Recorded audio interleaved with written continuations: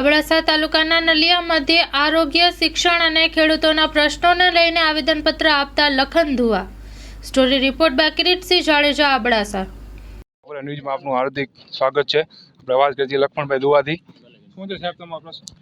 આજે પ્રશ્ન શિક્ષણનું જે આખા ગુજરાતમાં શિક્ષકોની જે હજારો શિક્ષકોની ઘટ છે એ સંદર્ભે આજે અબડાસામાં આવ્યા છીએ. અને અબડાસો તાલુકો એક એવો છે, મારા ખ્યાલથી આખા ગુજરાતમાં સૌથી વધારે રેવન્યુ કોઈ તાલુકો આપતું હોય તો અબડાસા તાલુકો આપે છે.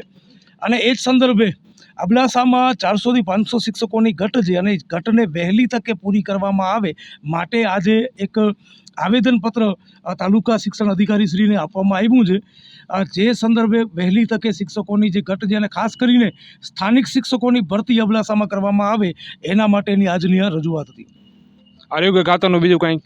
આરોગ્ય ખાતાનું 7 તારીખ સુધીનો સમય અમે આપ્યો છે તંત્રને. જો 7 તારીખ સુધીમાં કમસે કમ 8નો એકમ છે 2 ડૉક્ટરોની ભરતી કરવામાં નહીં આવે તો અહીંયા જે હાઈવે છે 7 તારીખ પછી ચોક્કસ ચક્કાજામ કરવામાં આવશે ત્યાં આગળ.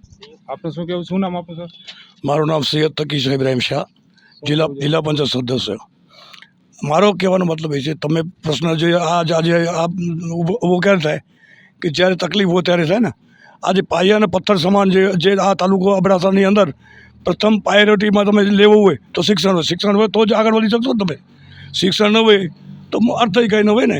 તો શિક્ષણની માટે જે આ જોત જાગી છે અમારા લખનભાઈ દુવાસાના હિસાબે, જે એક કાયદેસર રીતે લડત જે ચાલુ કરવામાં આવી છે એ લડતની અંદર સંપૂર્ણ અમારો વિરોધ પક્ષ હોવા છતાં પણ અમારો સંપૂર્ણ ટેકો છે એમને. હું જિલ્લા સભ્ય હોવા છતાં ટેકો આપું છું, કારણ કે હું કોંગ્રેસનો ચૂંટેલો પ્રતિનિધિ છું. પણ લખનભાઈ દુવાનો જે કાર્ય એક સામાન્ય માલિક માણસની હૃદયમાં ઉતરે એના માટે છે કે સામાન્ય માણસને પણ લાભ મળવો જોઈએ. આજે રો મટીરિયલ બધું અબડાસામાંથી ઉપાડવામાં આવે. આજે તમે ખનીજનો તમે જુઓ છો, લાખો અને કરોડ રૂપિયાની ચોરીઓ ખનીજમાં થતી હોય ને એ ખનીજ અબડાસાનું હોય. અને અબડાસાને શિક્ષણની અંદર મેં જિલ્લા પંચાયતની અંદર મેં વાંધો ઉપાડ્યો હતો કે ભાઈ તમે સ્થાનિક નહીં કરો ને, ભરતી તમારી પાસે ન હોય તો કચ્છના છોકરા ભણે છે શેના માટે?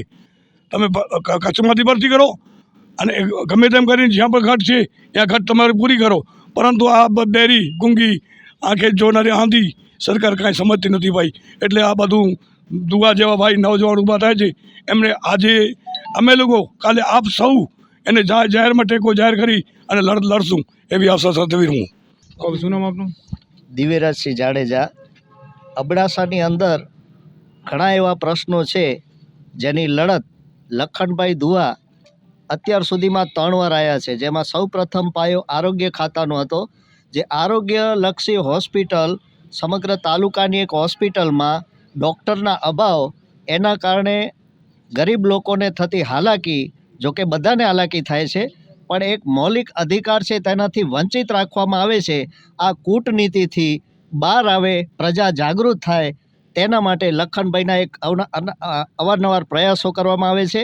અને આ પ્રયાસના લીધે ત્યાંની રજૂઆત જો સાંભળવામાં નહીં આવે તો આગલા મહિને 7 તારીખે રોડ બંધ કરી અને વિરોધ પ્રદર્શન કરવામાં આવશે. વહેલી તકે ડૉક્ટરની માંગ પૂરી થાય તેવી માંગ કરવામાં આવી છે. તેના સિવાય મોટામાં મોટો મુદ્દો હોય અબડાસા તાલુકાનો તો શિક્ષણનો છે.